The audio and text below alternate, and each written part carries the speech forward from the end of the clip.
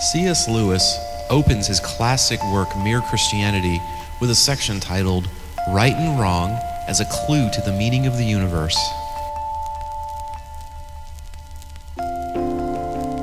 Now, I find this idea intriguing because we all experience right and wrong on a daily basis. Listen to what Lewis writes. Each man is at every moment subjected to several sets of laws, but there is only one he is free to disobey. As a body, he is subjected to gravitation and cannot disobey it. As an organism, he is subjected to various biological laws, which he cannot disobey. But the law which is peculiar to his human nature, he does not share with animals, vegetables, or inorganic things.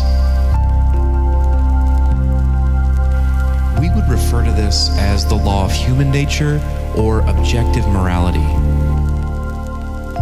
Now, the real question is, do we as people have any moral obligations?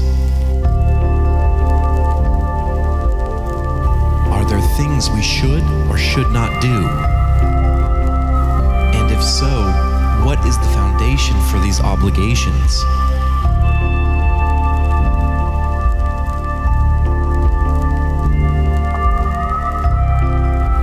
Today, this question has become difficult and even uncomfortable to answer. We deny absolutes.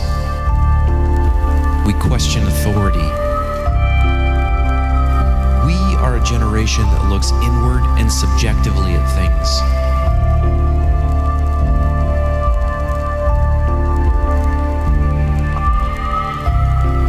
Simplify this by just asking the question, is anything wrong with anything?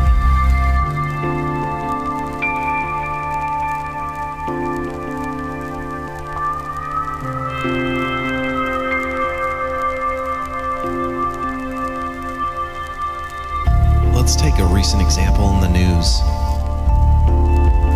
The school shooting at Sandy Hook Elementary School in Newtown, Connecticut.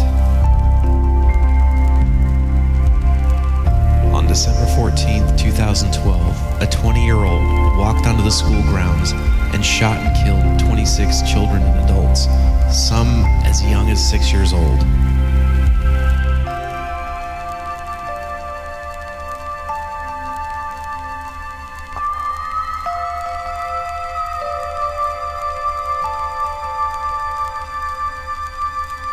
Now, in the same event, a 27-year-old teacher named Victoria Soto died while trying to shield her kids from the gunman.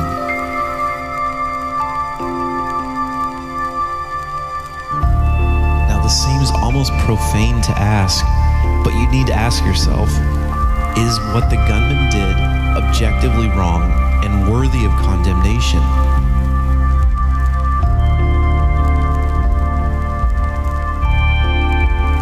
Is what Victoria Soto did objectively heroic and worthy of praise? Now, I think we can all agree that these events stir feelings of sorrow, bewilderment, and anger. But I think we can go even deeper than that.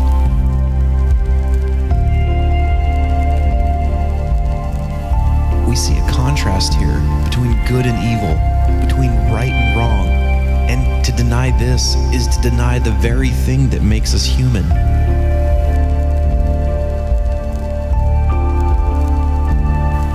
It seems properly basic and justified that we should feel these things. So by this account, it seems proper to conclude that there is a thread of objective morality. Now, can we put its foundation somewhere? One popular idea today is that this is nothing more than the herd instinct. We ought to feel a certain response towards our fellow man because it will help preserve the species. Now, on paper, this sounds good, but if you think about it, it really doesn't advance the argument any. We have tons of instincts flowing through us at any given time, and they conflict with one another. Let's look at Victoria Soto, or anyone Jesus puts it, demonstrates no greater love than laying down their life for a friend. There are two instincts at play: the herd instinct and the instinct for self-preservation. Now, what was it that caused her to choose the hero's path? Especially when the self-preservation instinct is so strong. A third instinct of a higher order?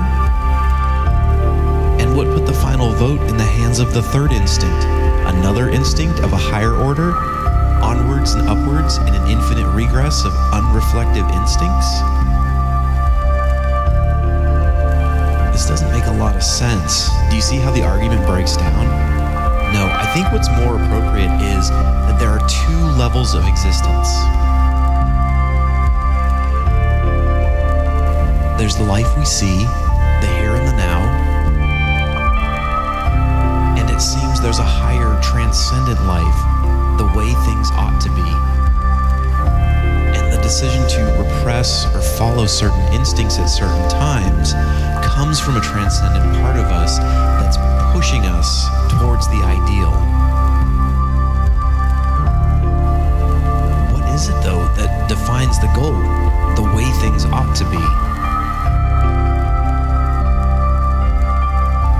There seems to be a parallel when you look across civilization. We define laws to govern our society.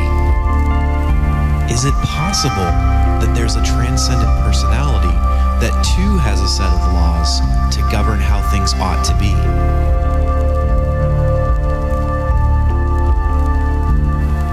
And maybe the closer we get to identifying and living within those laws, the better our society becomes.